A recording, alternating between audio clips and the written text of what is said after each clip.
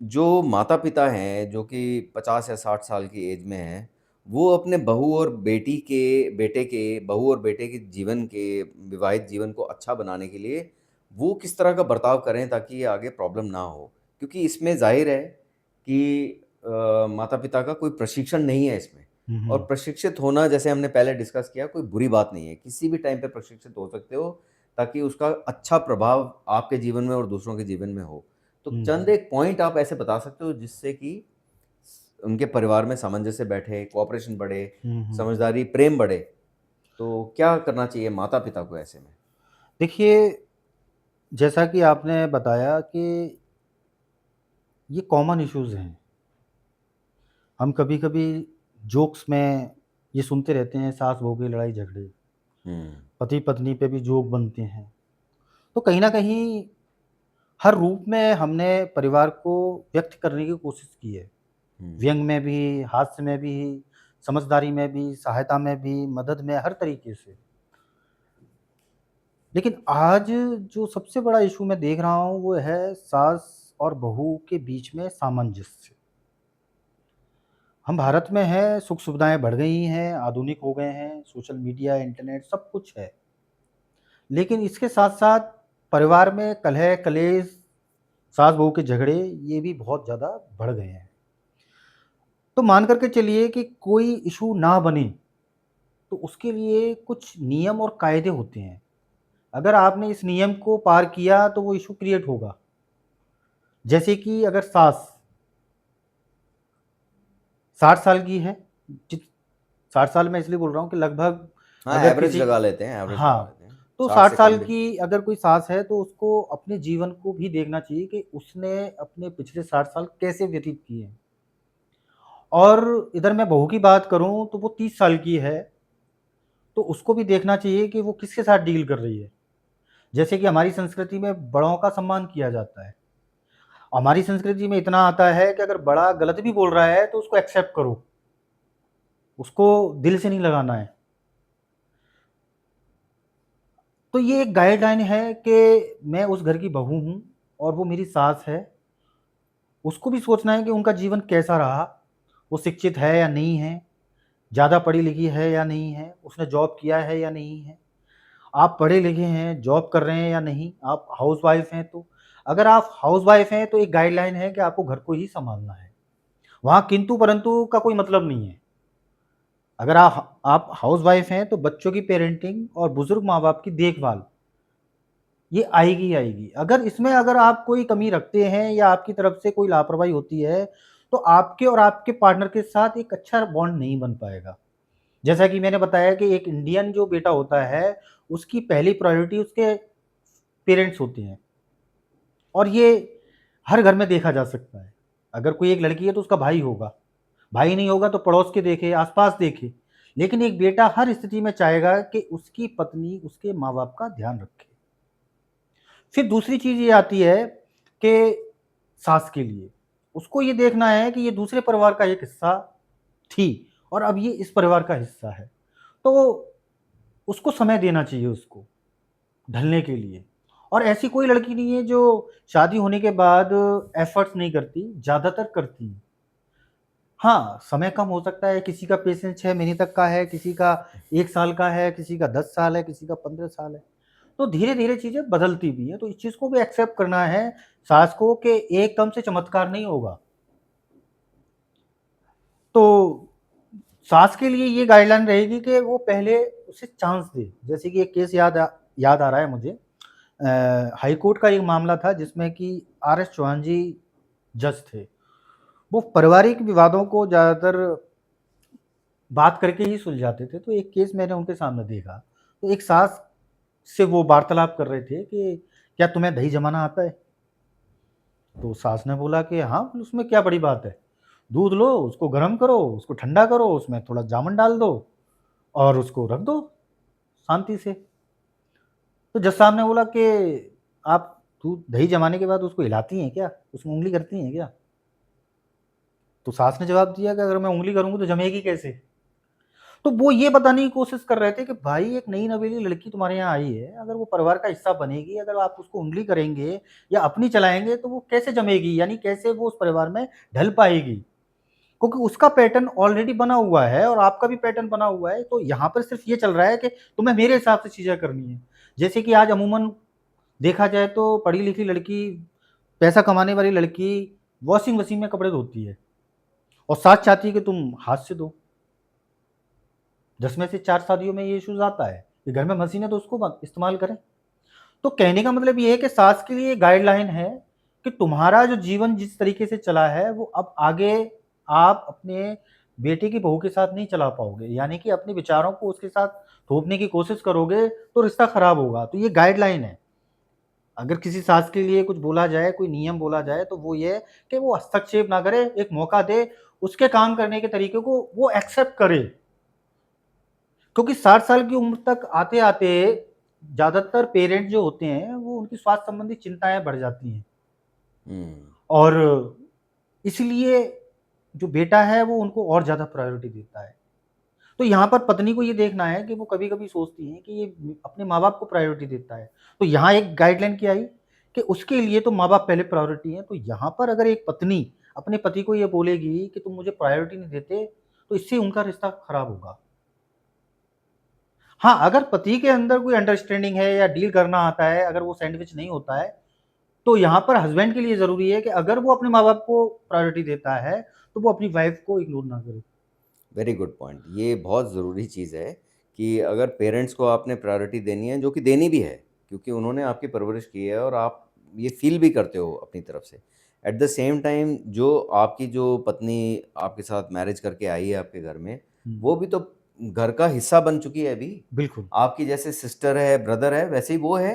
बिल्कुल, कोई बिल्कुल। उसमें कोई भेदभाव तो है ही नहीं, तो उनको भी उतना ही टाइम देना है। आपस में विवाद भी हो सकता है, आपकी बहस भी हो सकती है, फिर भी वो परिवार का अंग ही है, अलग नहीं है। बिल्कुल। अब जैसे इसमें थोड़ा-सा एक एग्ज़ाम्पल, जैसे मान लीजिए आप अब जब घर से बाहर निकलते हैं, बाहर की दुनिया में जाते हैं, तो वहाँ पे आपका दिमाग अलग तरीके से काम करता है कि किसी से आप डायरेक्ट किसी से बात नहीं कर सकते, अगर करेंगे तो असहज होंगे, एकदम से आप किसी से दोस्ती नहीं कर सकते। तो बाहर की दुनिया में हम ये आसानी से कर लेते हैं। हुँ, लेकिन जब शादी की बात आती है, जब कोई लड़की अपना घर छोड़ कर के आती है, तो उससे हम इतनी बड़ी उम्मीद रखते हैं कि ये 2-4 दिन में ही सारी चीज़ें कर लेगी, हुँ। लेकिन ऐसा नहीं हो पाता। बिल्कुल, क्योंकि वो भी एक स्ट्रेंजर ही है, बाहर से जो नया पर्सन आया है आपके घर के अंदर, हाँ, आपके नए पूरे तौर-तरीके सीखेगा, देखेगा, वो भी ऑब्ज़र्व करेगा, अपने हिसाब से ढलेगा और कुछ हिसाब से अपने हिसाब से आपको भी ढलाएगा, हाँ, उसके लिए भी रेडी रहना है। बिल्कुल है। जैसे कि एक केस था जिसमें कि लड़की ने बोला कि मैं शादी होकर के आई तो मैं जा कई समय तक तो टाइम पे खाना ही नहीं मिलता था मुझे। ओह! क्योंकि मैं घर पे 10 बजे खाना खाती थी, इनके यहाँ 2 बजे खाना बनता था हुँ, और नाश्ते में भी मैं कुछ नहीं कर पाती थी। हुँ, तो जब मैं खाना ही ढंग से नहीं खा पाऊँगी तो मैं कैसे चीज़ें करूँ? क्योंकि कोई अगर व्यक्ति 25 साल से 10 बजे खाना खा रहा है और जब वो दूसरे परिवार में जाता है और 3 बजे खाना खाएगा, तो क्या स्थिति होगी? इसके अलावा एक और केस था जिसमें कि लड़की ने 6 मही शादी के 6 महीने तक ढंग से खाना नहीं खाया।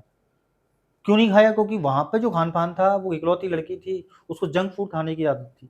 यहाँ पर हेल्थ कॉन्शियस लोग थे, जो लौकी, दाल और ये खा रहे थे, तो वो कभी-कभी 1 या 2 रोटी खा के रह जाती थी।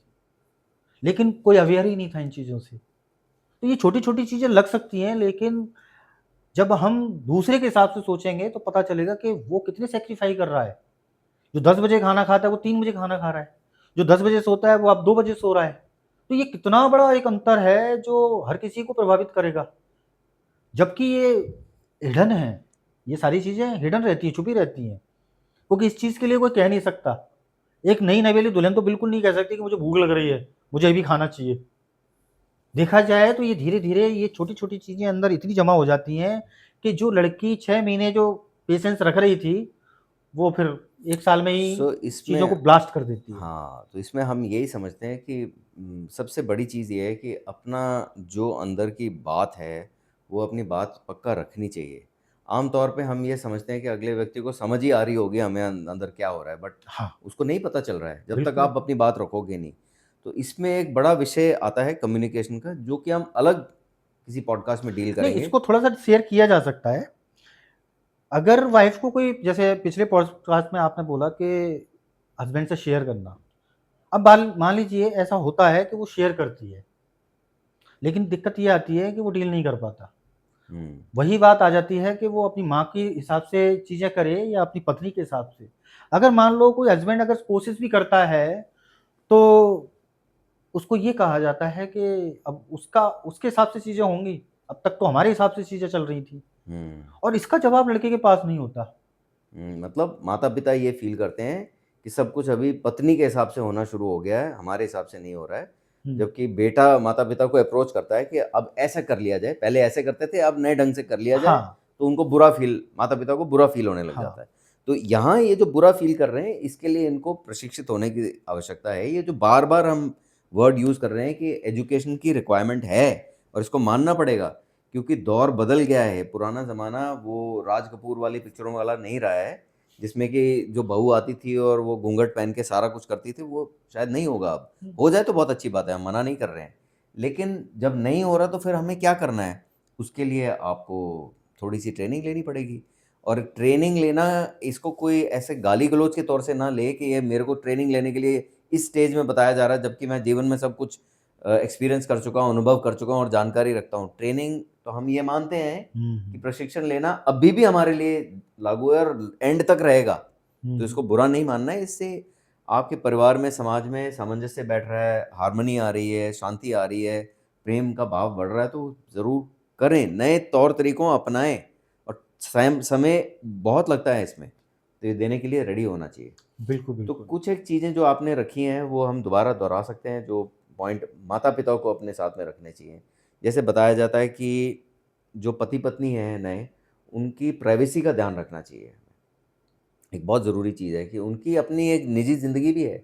भले ही एक ही छत में आपके घर के साथ में रह रहे हैं, लेकिन उनकी प्राइवेसी का द ज़रूर ध्यान रखें, उसकी प्राइवेसी में हस्तक्षेप ना करें। छोटी-छोटी चीज़ें सेकंड पॉइंट ये छोटा पॉइंट लगता है लेकिन इम्पोर्टेंट हो जाता है। सास का बहू के लिए किचन का प्रयोग उसको करने देना चाहिए। हुँ। कभी-कभी ये भी आता है, आपने देखा है अपने केसेज़ में कि बहू कहती है कि मेरे को सास किचन तक आने ही नहीं देती हुँ, या हुँ, किचन हुँ। में आए तो वहाँ पे अपना तरीका अपनाने नहीं देती, तो अपनाने दें उनको।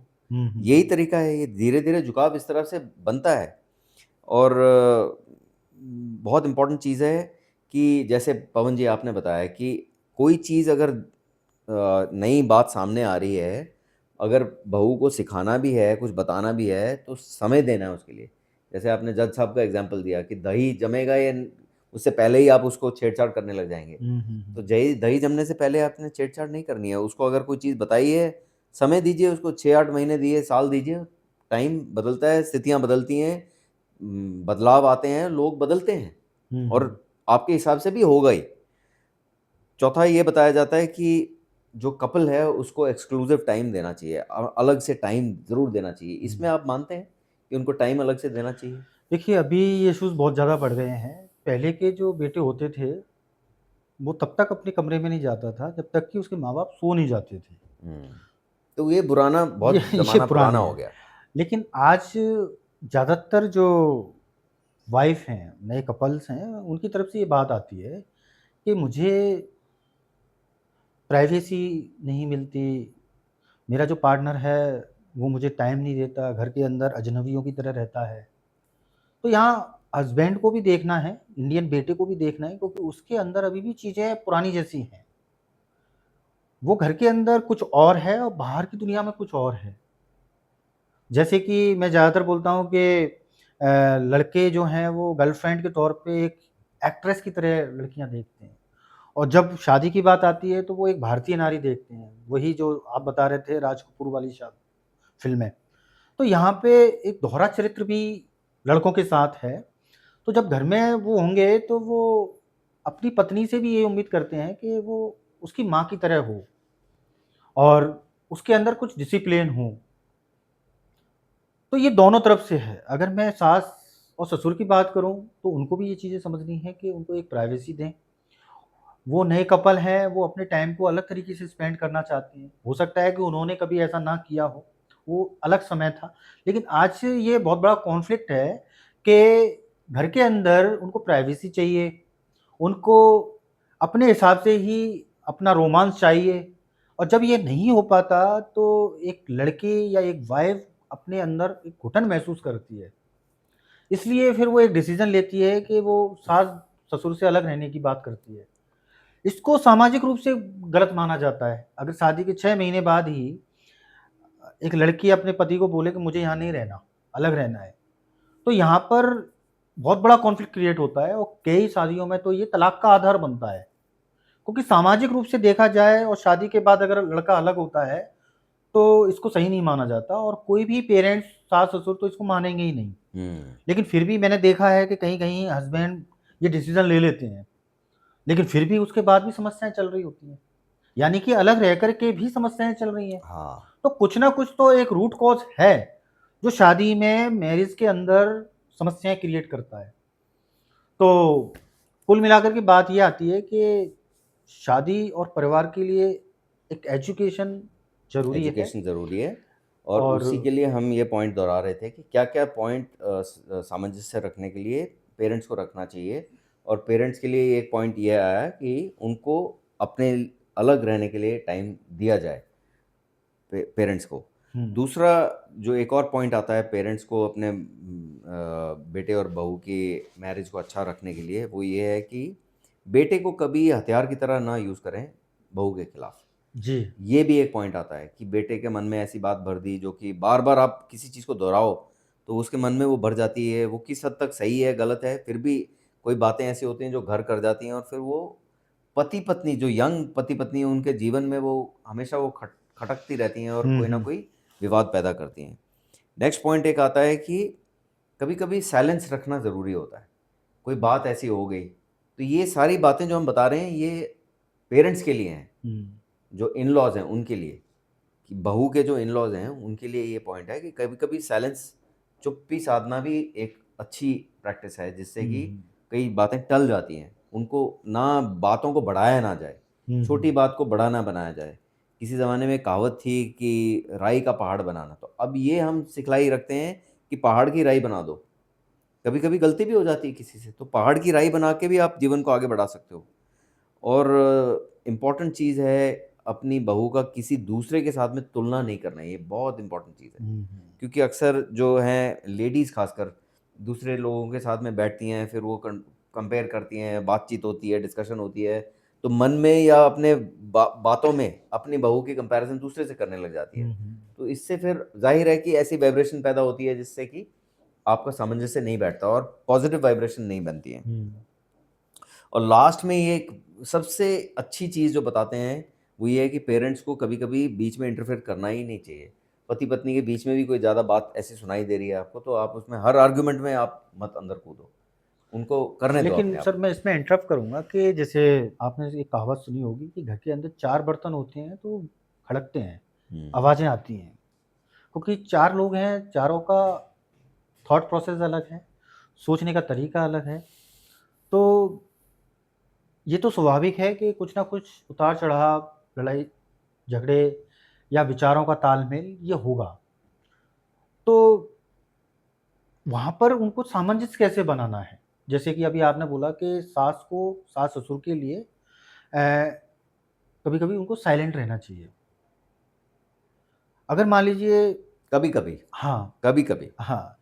वैसे देखा जाए तो साइलेंट हम ज़्यादातर सास या ससुर के लिए क्यों कह रहे हैं? क्योंकि एक समय आने के बाद एक समय आने के बाद उनको खुद को ऑब्ज़र्व करना चाहिए कि क्या मेरे शांत रहने से चीज़ें सुधर रही हैं या मैं बोल रही थी तब चीज़ें सुधर रही थी। तो इससे एक साफ अंतर उनको समझ में आ जाएगा कि जब-जब मैं बोलती हूँ तब-तब कॉन्फ्लिक्ट होते हैं और ऐसा होता है। Very good. इसीलिए ये बात बिल्कुल फिट बैठती है कि साइलेंट बनाना कभी-कभी स्थिति को बदल देता है। अच्छा मतलब उसका अच्छा प्रभाव होता है। हाँ, हुँ, लेकिन ज़्यादातर जो सास-ससुर हैं, उनकी जो उम्र के हिसाब से देखा जाए तो वो चीज़ को समझते नहीं हैं। तो कहीं ईगो आ जाती है सामने। बिल्कुल, अगर उम्र में, पद में, सम्मान में कोई बड़ा है तो उसके ये आएगा। तो यहाँ उम्र भी ज़्यादा है, सम्मान भी रिश्ते में बड़ा है और पद उनका बड़ा है। तो ये सारी तीनों चीज़ें आ जाएँगी तो यहाँ पर सास-ससुर के लिए साइलेंट बनाना उनको ऐसा लगता है, ऐसा फ़ील होता है कि वो अपने ही घर में अपने आप को कम महसूस कम कर रहे हैं। महसूस करते हैं। तो ये उनके साथ बनाना इसको ये एक स्किल हो सकता है। हाँ, इसको उनके लिए ये चैलेंज के रूप में है। जैसे कभी-कभी जब सेशंस होते हैं तो हम वहाँ पर ये चीज़ें बोलते हैं कि आपको कभी-कभी इस तरीके से साइलेंट रहना चाहिए। तो उनका मुँह थोड़ा-सा टेढ़ा-सा बन जाता है कि ये हमें ऐसा क्यों बोल रहा है? Very good. ये जो बात पवन जी बता रहे हैं, हम दर्शकों को बताना चाहेंगे, बहुत 20-22 साल का इनका एक्सपीरियंस रहा है, अनुभव है, इसी फ़ील्ड में काउंसलिंग देते-देते, फैमिली रिलेशनशिप्स को सुधारते-सुधारते, जो कुछ इन्होंने अनुभव किया है, ये वो प्रत्यक्ष है। लोग ऐसे इनके जीवन में आए हैं, सास-ससुर भी, जो कि काउंसलिंग लेने के लिए आए हैं, लेकिन जब उनको कोई चीज़ बताई जाती है, तो वो नहीं मानते, उनको ठीक नहीं लगता। लेकिन ये जो बताते हैं वो उनके भले के लिए ही होता है और कुछ समय बाद वही लोग वापस आते हैं, ये हाँ, बोलने कि बिल्कुल। हाँ भाई हमने चुप्पी साधी और हमें फ़ायदा हुआ, पूरे घर में फ़ायदा हुआ। तो कभी-कभी इसी प्रशिक्षण की हम बात कर रहे हैं।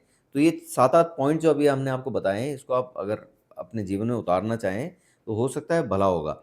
और दूसरी चीज़ हम बता दें कि कोई ये ना सोचे कि हमने केवल सास-ससुर को इम्प्रूव करने की ही बात की है। हुँ, हुँ, हुँ। बहुत ज़्यादा सामंजस्य रखना और चीज़ों को सुधारना, सँभालना बेटे-बहू का भी काम है, उसके ऊपर हम अलग एपिसोड में बात करेंगे उसके ऊपर। बिल्कुल, बिल्कुल। और सबसे ज़्यादा इम्पोर्टेंट है कम्युनिकेशन।